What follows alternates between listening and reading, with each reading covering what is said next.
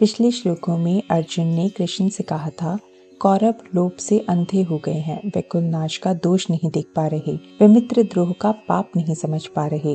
लेकिन हम तो देख रहे हैं, हमें तो पता है कि ये युद्ध केवल लोगों को नहीं मारेगा, यह कुलों को तोड़ेगा, रिश्तों को तोड़ेगा, पीढ़ियों की जड़ों को हिला देगा।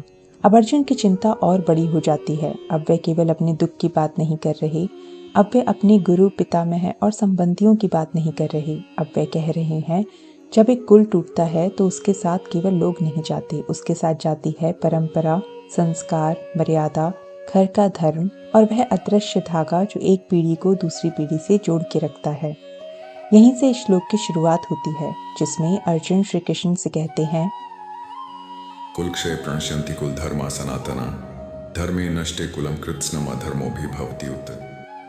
सरल अर्थ में इस श्लोक का अर्थ समझें तो अर्जुन कृष्ण से कहते हैं, जब कुल का नाश होता है तो उस कुल के सनातन कुल धर्म भी नष्ट हो जाते हैं, और जब धर्म नष्ट हो जाते हैं तो पूरा कुल अधर्म से घिर जाता है। चलिए इस श्लोक के भाव और गहराई को समझते हैं। यहाँ अर्जुन का तर्क बहुत गहरा हो जाता है। अब वे युद्ध को केवल वर्तमान की घटना नहीं मान रहे, वे युद्ध को आने वाली पीढ़ियों की दृष्टि से देख रहे हैं। वे पूछ रहे हैं, यदि इस युद्ध में कुल के बड़े लोग चले गए, यदि गुरु चले गए, पितामह चले गए, पिता सम्मान लोग ही ना रहें, तो आने वाली पीढ़ियों को कौन संभालेगा? कौन बताएगा कि घर की मर्यादा क्या होती है? कौन सिखाएगा कि धर्म केवल पूजा पाठ नहीं बल्कि आचरण है? कौन समझाएगा कि परिवार केवल साथ रहने का नाम नहीं बल्कि एक दूसरे के धर्म को निभाने का नाम है? और यही अर्जुन की चिंता है। वे कहते हैं, कुल क्षय प्रणश्यन्ति कुल धर्माः सनातनाः। जब कुल नष्ट होता है तो कुल धर्म भी नष्ट हो जाते हैं। अब यहाँ कुल धर्म शब्द को समझना बहुत जरूरी है। कुल धर्म का अर्थ केवल परिवार की रीति रिवाज नहीं है। कुल धर्म वह जीवन पद्धति है जो एक परिवार को धर्म से जोड़ के रखती है।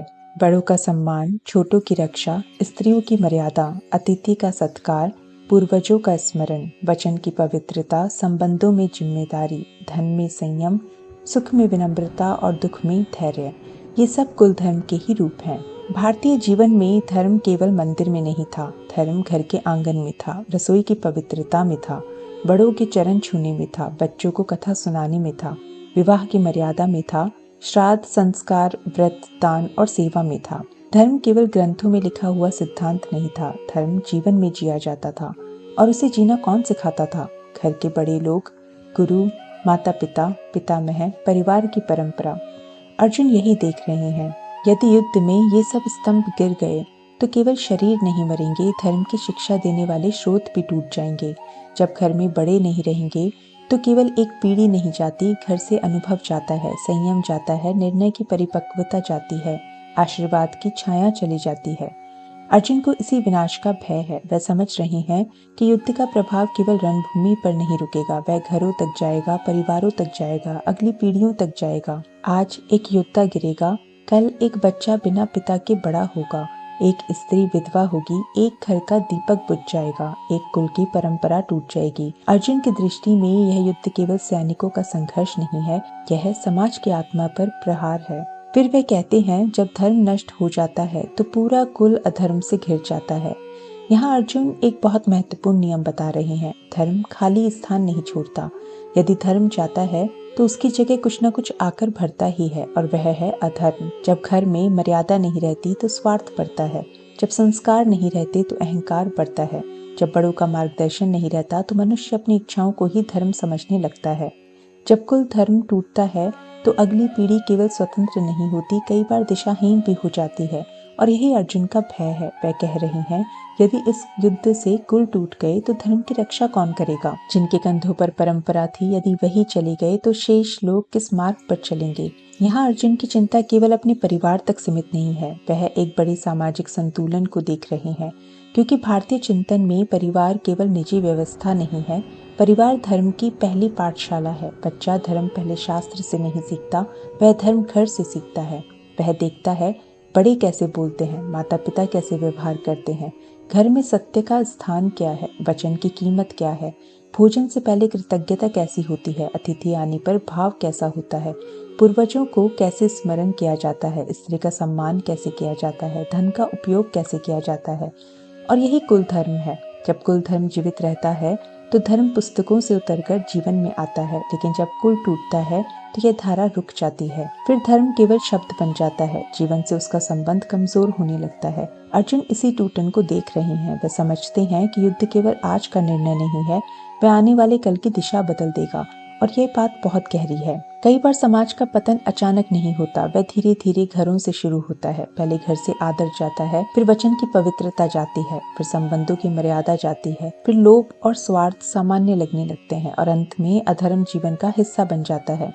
अर्जुन इसी क्रम को देख रहे हैं। वह कह रहे हैं कि कुल का नाश होगा तो कुल धर्म नष्ट होंगे, कुल धर्म नष्ट होंगे तो अधर्म पूरे कुल को घेर लेगा। यहाँ अर्जुन की दृष्टि केवल भावुक नहीं है, वह सामाजिक भी है, धार्मिक भी है, पीढ़ियों की चिंता से भरी हुई है। लेकिन फिर भी उनकी दृष्टि अभी पूर्ण नहीं है, क्योंकि वह कुल धर्म की रक्षा की चिंता कर रहे हैं, पर यह नहीं देख पा रहे कि अधर्म को रोकना भी कुल धर्म की रक्षा का ही भाग है। वह युद्ध से होने वाले विनाश को देख रहे हैं, लेकिन अधर्म को बिना रोके छोड़ देने से होने वाले विनाश को अभी पूरी तरह नहीं देख पा रहे।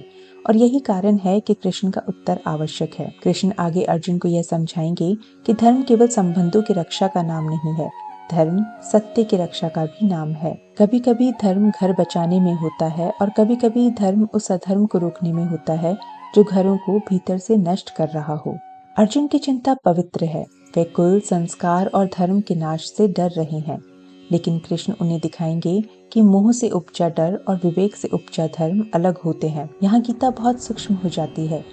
अर्जुन गलत नहीं है, कुल धर्म सचमुच महत्वपूर्ण है, परिवार सचमुच धर्म की पहली भूमि है, बड़ों का मार्गदर्शन सच में अगली पीढ़ी को दिशा देता है।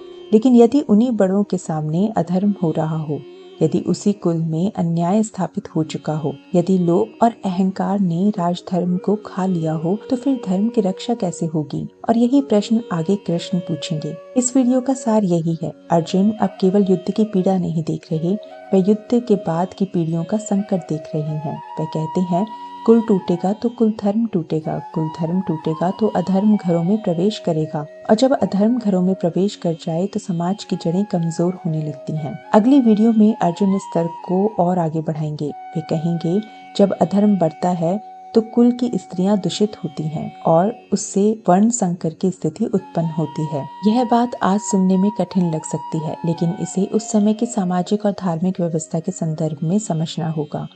अगली वीडियो में हम इसी गहरे और संवेदनशील विषय को सरल भाषा में समझेंगे। क्यों अर्जुन कुल धर्म के नाश को समाज के लिए इतना बड़ा संकट मानते हैं।